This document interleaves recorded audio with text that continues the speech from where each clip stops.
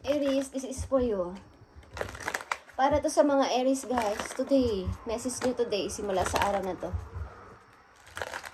Aries, this is for you. Para sa inyong pag-ibig. Okay, Aries, tingnan natin ang inyong pag-ibig. At unahin natin ang inyong healing energy. Message sa mga Aries. I need message for Aries.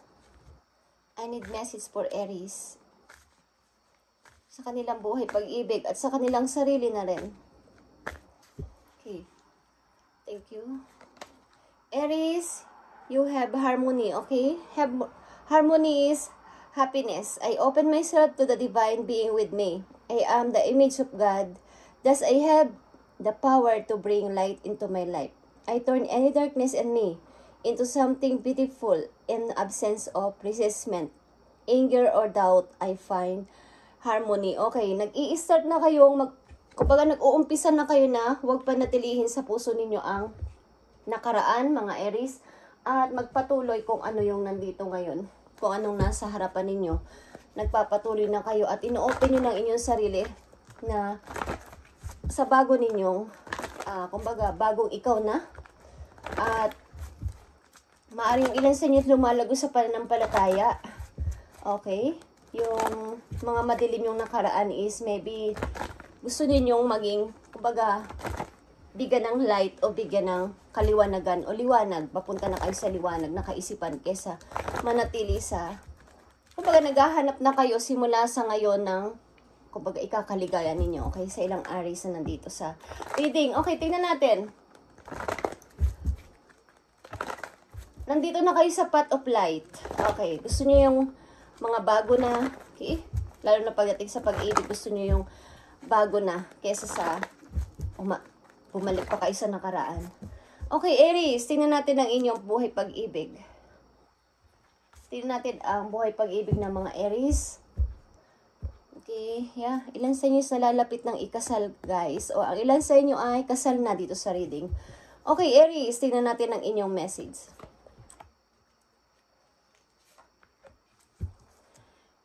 Magpapakasal na ba kayo, guys? O ang ilan sa inyo ay kasal na? This situation involves marriage. Okay. Tingnan natin. This could be the one, Aries. You've already met the romantic partner you seek. Okay. Mukhang na-meet nyo na ang inyong partner na hinahanap, Aries. At maaaring ito na yung nakatakda ninyong pakasalan or gusto nyong pakasalan o gusto nyong magpakasal sa inyo. Okay. So, na-meet nyo na. Sige, nandyan na. Sa kasalukuyan ninyo ang tao na to. At religious factor is here. Your love life is influenced by your religious at bringing an spiritual path. Like I said, okay. Kayo ay nakatingin na ngayon sa positive. Okay, kumbaga, pati yung inyong mga kapareha is gusto ninyo ay may paniniwala kay God, malakas ang faith kay God. Gusto ninyo yung taong maka-Diyos, okay? At may, kumbaga, magdadala sa inyo sa lalo pang malalim na pananampalataya kay God. Okay, yung gusto ninyong person. Maring ang tao din na to ang naka-influence sa inyo o na-influencehan mo ang tao na to na maging malapit kay God. Okay, Aries. Pagka nagbago ang lahat. Ang ilan sa inyo dito din ay nagkaroon ng awakening. Okay? Na hindi ko alam kung magkaiba kayo ng mga paniniwala sa buhay ng person mo. But, nagkaroon kayo ng pagtatanto na kailangan kong, kumbaga, dumistansya muna sa tao na to sapagkat magkaiba kami ng paniniwala about sa pananampalataya. Okay. Aries, tingnan natin ang message for you. This could be the one is here. Mayroong tao dito na, ito na yung taong para sa'yo talaga. At ito na yung ibinigay ni God sa'yo, okay? This could be the one. Ito na yung taong masasabi mo na romantic partner mo na hinahanap. Okay, Aries, tingnan natin. And this could be the one. At religious factor. Ano ang kaugnayan nito sa buhay ninyo, Aries? Eight of Cups is here, okay? Okay, this could be the one. Four of Wands. Okay, guys.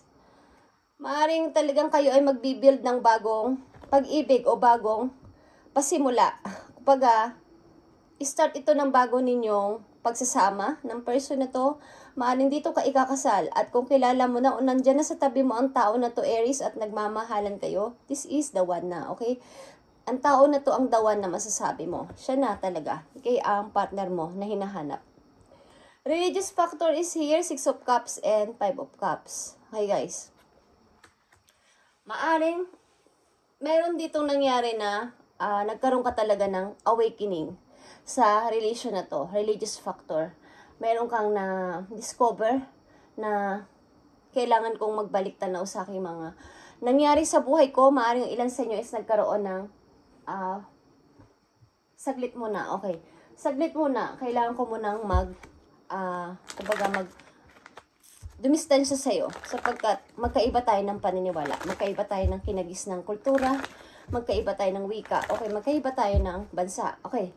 So, kailangan ko munang siguraduhin ang sarili ko kung nararapat ba itong pag-ibig na to, okay. Nandito kayo sa part na sinasariwa nyo ang lahat-lahat sa buhay ninyo at hinihintay ninyong ang kapalaran o ang tadhana ang magpasya o mag-process ng inyong relation na to, okay. Mukhang meron kayong isipan o napagtanto sa inyong sarili, okay, na may kinalaman ito sa inyong pananampalataya, okay, ang relation na to na, kumbaga, kailangan ko munang makapag-isip-isip, okay lang sa inyo dito, Aries. Something na may distansya muna kayo ngayon sa isa't isa o may limitasyon o may boundaries, okay. Tingnan pa natin ang mga message dito sa buhay ng mga Aries, sa kanilang buhay pag-ibig. Okay, this could be the one. Ito na talaga yon, Aries, wala nang iba. Ang yung pag-ibig, ito na yung taong papakasalan mo or naghihintay ka ng yeah, nakikita mo to? Ito na yun. Ito yung happiness mo, okay? The sun is here, Aries.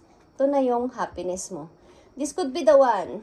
Mga messages pa na paparating dito sa mga Aries at religious factors. Tingnan natin, guys. Ang ilan kasi sa inyo ay hinahanap na yung path of light, yung harmony. I find harmony. I found. Okay. Ayaw nyo na ng mga away. Okay. So, tingnan natin ang this could be the one. Yeah. Wheel of Fortune. This is it. Okay, ito na yon. At ito na yung napagdesisyonan ko. Maaaring ang tao na ito isang father figure din sa buhay ninyo. Parang matured person ito at in charge sa lahat ng bagay. Lahat ng mga dedesisyonan niya is, kumbaga, siya yung namumuno sa lahat-lahat. Kumbaga, parang mas maedad ito sa inyo. Or mas alam niya ang nangyayari. Alam niya ang pagdedesisyon. Okay. Ang tao na to ay medyo may power. Okay. May, kumbaga, alam niyo ang kanyang kakayanan. Lalo na sa kanyang pagbibuild ng isang relation. Alam niyo ang kanyang kakayanan sa pagiging isang father, sa isang kung magiging asawa ko to, magiging maayos ang takbo ng buhay namin sa isa siyang, kumbaga, this is a emperor kasi, okay? Siya yung in charge sa lahat, pati pagde-decide. Okay. Maaring, ito na yung tamang time. Wheel of Fortune is here. Ito na yung tamang timing to decide na ito ng person na to ang talagang para sa akin. Ito na yung person na to. Dalawa dito ang form mo at ito ay pagbibuild ng isang matibay na relation. Okay? Aries, tingnan natin ang religious factors. Page of Pentacles and the Empress. Okay. So, nandito ka, guys. Okay. Maaring ang isang person dito is want ka talaga, gustong-gusto ka talaga bilang isang ikaw at hinahangaan ka niya bilang isang empress, okay? At maaring ito ay want ka ng person na to talaga sa iyong kakayanan, sa iyong katangian, okay? Na isa kang napakagandang babae kung babae ka at gusto kanyang maging ina ng kanyang magiging anak kung sakasakali sapagkat nasa iyo na lahat, okay? Nasa iyo na ang lahat, pati yung pagiging pananampalataya mo kay God is talagang kumbaga, wala na siyang mahihiling kung ikaw ang mapapangasawa niya, okay? So, maaring may offer ka galing sa person na to, but pinag-iisipan mo pa o may limitasyon ka o may limit ka para dito, okay? Maring pinapakaramdaman mo muna ang situation na to sapagkat Meron kang napagtanto. Okay. At meron ditong Emperor and the Empress. Pareho kayo ng person mo, maybe na mayroon namang sinasabi sa buhay o alam ninyo ang nangyayari sa inyong relation. Okay. At kailangan nyo muna ng limitasyon din sa isa't isa o boundary isang ilan sa inyo, Aries. Tingnan natin ang mga outcome dito na mangyayari sa inyo, ang buhay pag-ibig, Aries. I open myself to the divine being within me. Okay, maaring kayo ang nagkokontrol din sa sarili ninyo, Aries, bilang isang emperor na kung tayo, okay. Kahit na sabihin mo na pakakasalan mo na ako, okay. Suyuin mo pa ako kung talagang tayo pa rin. Bibigyan mo ko ng pagkakataon pang makapag-isip-isip. Okay. Kung talagang tayo is tayo pa rin sa huli. Maaaring iba kayo ng kapag ginagawa sa buhay, may kanya-kanya kayong task na ginagawa o mga trabaho sa buhay o malayo kayo sa isa't isa ng person na to. Aries, okay. Tingnan natin ang mga outcome dito. Kung ano mangyayari sa inyong pag-ibig na to. Pareho kayo maganda ang posisyon sa buhay. Kumbaga, may sinasabi kayo sa buhay at hindi naman kayo pwedeng maliitin ng isa't isa. Okay. Tingnan natin, Aries, ang maaaring outcome dito sa inyong buhay pag-ibig. Okay, Aries? Yeah. Nakikita nyo ang sacrifice dito. And Prince of Arrows and tradition. Talagang may kinalaman to sa inyong kultura. May kinalaman din ang inyong pag-iibigan sa paniniwala sa pagsamba kay God. Yung faith nyo. Okay, yung kultura. Yung paniniwala na sino ba si God. Okay. Ang ilan sa inyo dito is tumitingin sa taong mananampalataya. Okay, Aries? Hindi basta-basta na naniniwala sa mga promises. Kumbaga, may promise ka sa akin magpapakasal, ibibigay mo sa akin lahat, pero kung hindi naman, kumbaga, may kinalaman pa din yung pagmamahal sa magulang, sa kinagisnan ninyong family, yung tradisyon ninyo, iginagalang o nirerespeto ng tao na to, yun pa din ang mahalaga sa inyo. Okay, this could be the one, guys. Nakikita nyo to? Balance ito, guys. Okay? Magkaiba kayo talaga ng lugar. Ito ay fire and water sign. Fire sign and water sign. Kung dealing kayo sa fire and water sign. Okay, magkaiba kayo ng lugar, magkaiba kayo ng mundo. Ba't kayo ay ginagawa niyong balanse ang lahat? Meron kayong communication, meron kayong active ang inyong mga pag-uusap. Okay, kayo ay may connection o binibigyan niyo ng balanse ang inyong relation kahit magkalayo kayo. Sapagkat alam niyo sa sarili niyo na siya na yun. This could be the one. Siya na, na-meet ko na siya at siya na yun. Kaya lang, meron muna tayong boundaries. Okay, Aries, religious factors. 2 of coins, yeah. Nagdadalawang isip kayo, guys, sapagkat kayo ay nakafocus sa inyong trabaho na napakahalaga sa ngayon. At nandito din talaga ang The Empress. Okay? Kayo ay pinapag-grow nyo ang inyong sarili. Bukod pa sa pag-ibig, pinag-grow nyo ang sarili nyo sa magkaroon pa kayo ng maraming ipon at mag-grow pa kayo sa galing sa nakaraan. Kumbaga, ito yun eh. Kaka-release ko pa lang. Or gusto ko munang makabangon ng tuloy-tuloy. So, maghintay ka kung maghihintay ka.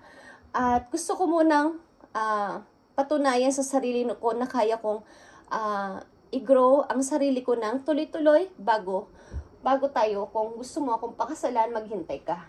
Okay, yan ang inyong sinasabi sa inyong karelasyon. O meron kayong kasunduan ng inyong karelasyon na maghintay ka kung maghintay ka. Okay, sa ilang Aries. Okay guys, napakaganda ng inyong reading. At tuloy-tuloy kayo sa inyong pag-move on and pag-grow sa sarili. And meron kayong sariling paninindigan at pananaw at prinsipyo na sinusunod na ngayon sa inyong buhay, Aries, na masaya kayo bilang isang kayo sa ngayon. Kung magkalayo man tayo is masaya. Masaya tayo. Masaya ka, masaya din ako. Kung mahihintay mo ko, pwede. Okay, tayo pa din talaga. Okay, kung mahihintay mo ko. Maaring nag-grow ang inyong samahan kahit magkalayo kayo sapagkat active naman kayo sa communication or pag-uusap. Okay, something. Aries, message dito o paalala pa sa inyong buhay pag-ibig na to. Wala akong nakikita dito ang hiwalay, guys. Okay? Ito ay isang pag-ibig na malayo. Bagamat malayo ay merong connection, merong communication, at may connected kayo sa isa't isa, ang inyong heart. Okay. At maaaring dito sa religious factor, binibigyan ninyo na muna ng boundaries ang tao na to o limitasyon, at may hinahanap pa kasi kayo at gusto nyo pang mas mag-grow pa na mag-grow sapagkat marami kayong offer, marami kayong option sa ngayon at bata pa kayo. Kumbaga, gusto nyo munang gawin ito habang mayroon pang offer. Okay. So, tingnan natin ang message dito. Paalala man to sa inyo o mensahe. Okay, Aries? So, naguguluhan pa kayo. At maaning tinatry niyong pakinggan ng intuition ninyo na ano ba talaga ang nararapat. Okay, Aries. Ayan. Kasasabi ko lang ng intuition. Okay. Pinapakinggan niyo talaga ang inyong sarili. Ano pa talaga ang dapat kong unahin at gawin. But kailangan ko makinig sa sarili ko because I find harmony. Okay, gusto ko munang malaman ang sarili kong kakayanan after ng mga nangyari sa buhay ko. Gusto ko munang mapag-isa. Kung andyan ka at mahihintay mo ko, why not na kung talagang tayo sa isa't isa, ikaw na yon, okay? Pero kung hindi, wala akong magagawa. Okay? Meron kayong paninindigan at nakikinig kayo sa inyong intuition. Okay? Yeah, prosperity begins. Nakita niyo to, guys? Ito ay isang pag-ibig na hinubog. Hinubog talaga. Okay. Ibig ko sabihin, nag-grow ng simula sa umpisa na talagang pinagsamahan nyo o talagang may connection kayo sa isa't isa. Kumbaga, ang relationship na to ay pinayabong nyo ng napakaganda, namunga ng maganda. Okay? Maaaring may anak na din kayo, yung ilan sa inyo dito, Aries, at naghiwalay muna. But ito ay isang pag-ibig na maganda. May magandang bunga at may gandang ibubunga. Maaring, ang ilan din sa inyo dito ay magiging partner sa negosyo, kayong couple. Magkakaroon kayo ng negosyo na kayong partner. Okay. At ang ilan sa inyo dito ay nalalapit ng magbuntis. Ang ilan sa inyo, Aries, ay nakatakdang magbuntis. Okay. At papalakihin nyo to ng maayos at i-grow nyo ng maayos ang baby na to. Okay. So, Aries, napakaganda ng inyong reading. At tinampan natin ang magandang payo sa inyo. Pagkat natutuwa ako sa inyo, okay? Napakaganda ng takbo ng inyong mind. Sobrang positive, Aries.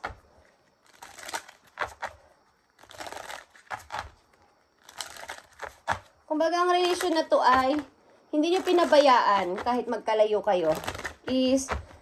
Kumbaga sa isang puno, ang isa ay, kumbaga, hindi nyo kinakalimutang diligan ang seed na inyong tinanim. Okay? Ang buto na inyong itinanim. Hindi nyo pinababayaan, hindi bigyan ng tubig. Okay? Kaya namumunga o mamumunga ng maayos ang inyong relasyon sapagkat hindi nyo naman pinabayaan. Lagi kayo andyan para i-warm ang isa't isa. Okay? Ibang klaseng word yun, guys. Okay. I-warm ang isa't isa. Okay, guys. Kailangan kasi mainit ang relasyon, okay? Minsan may cold, but kailangan is lagi nag-uusap. Okay, guys. Prosperity begins. Ang ilan sa inyo ay magtatatag ng magbibuild o i-start ng negosyo, Aries. Okay. Aries, payo sa inyo ng inyong mga spirit guides from heaven. Okay? At shout out sa lahat ng Aries. Hindi ko na kayo maisa-isa. Sa susunod, babasahin ko ulit ang inyong mga pangalan at hingi tayo ng guide sa inyong guidance. Okay. Aries, tingnan natin ang inyong advice. Look past what you feel are your incapabilities. Instead, focus on everything you have achieved so far, Aries. It is okay to acknowledge your weaknesses, but keep in mind that they don't define you, okay? Your strength and your beautiful soul are clear for all to see. Okay. Pwede mo rin tingnan o balikan ang iyong past, kumbaga tingnan or baliktanawan, but huwag ka na doong mag-focus o kung hindi na kayo nagpo-focus talaga doon. Kumbaga, malayo na ang naabot mo o malayo pa ang maaabot mo simula sa araw na to. Okay? I-acknowledge mo ang iyong mga kahinaan at keep in mind that they don't define. Okay? Your strength and your beautiful soul are clear for all to see. Kailangan makita ng ng mga tao, okay? O ng sarili mo na mas lumakas ka pa kaysa dati. Okay? At yung beautiful soul mo ay talagang hinahangaan ng nakakarami. Okay. So, tingnan pa natin ang isa pang advice for you, Aries, na nandito sa reading. Make it your mission to accept all parts of you, Aries, the good and what you perceive to be your imperfections. Don't look for any outside validation. It's already within you. Once you realize your true beauty and potential, you will never doubt yourself again. Okay. Kung sa mga nakaraan ninyo na part ng buhay ninyo dati is yung mga project, yung mga nagawa nyo is parang nagkaroon ng mga na mistake kayo is wag nyo na yung kumbaga hindi naging perfect ang lahat ng inyong mga plenano o nasimulan is wag nyo nang isipin yun, okay? It's already within you. Once you realize your true beauty and potential. So, magtiwala na kayo at wag na kayo mag-doubt ulit sa inyong sariling kakayanan simula sa araw na to, Aries. Okay, at magiging matagumpay kayo sa buhay. Okay, Aries? At isa na lang na message po you para sa iyong sarili. Maaring pa nagkaanak kayo, guys, is lalaki, okay? Kung babae kayo, Aries, na nandito sa reading. Kakaanak kayo ng lalaki. Okay. Tingnan natin ang message sa inyo, Aries, sa sarili ninyo. O, payo. Tingnan natin, Aries. Payo mo sa mga Aries na nandito sa reading. Sa kailang buhay pag-ibig. Okay, potion is here, Aries. Remember to practice self-love. O, simula sa araw na to, kayo ay mag-meditate. Okay? Protect yourself, Aries. At, kumbaga, mamoy kayo ng mga aroma, essence, okay, pag while natutulog kayo, okay, at mag-meditate sa sarili, bigyan ng pansin ang sarili simula sa araw na to, okay, bigyan muna ng konting time ang sarili habang nagpapahinga, mag-relax kayo, okay, ibalik nyo muna pamisa-misa na kailangan ko palang magpahinga ng medyo matagal-tagal or kung anong gawin ko yung dati kong ginagawa na habang nagpapahinga ako, nakikinig ako ng music, okay, or meron akong inaamoy na mga aroma, essence, okay. So, ibalik nyo yun sa sarili ninyo. At magkakaroon ng pagbabago yung inyong, nararamdaman nyo sa inyong sarili, magkakaroon kayo ng peace of mind sa lahat ng inyong mga alalahanin, okay. So, ito ang inyong reading, guys. Aries, sa inyong buhay pag-ibig. Okay, simula sa araw na to.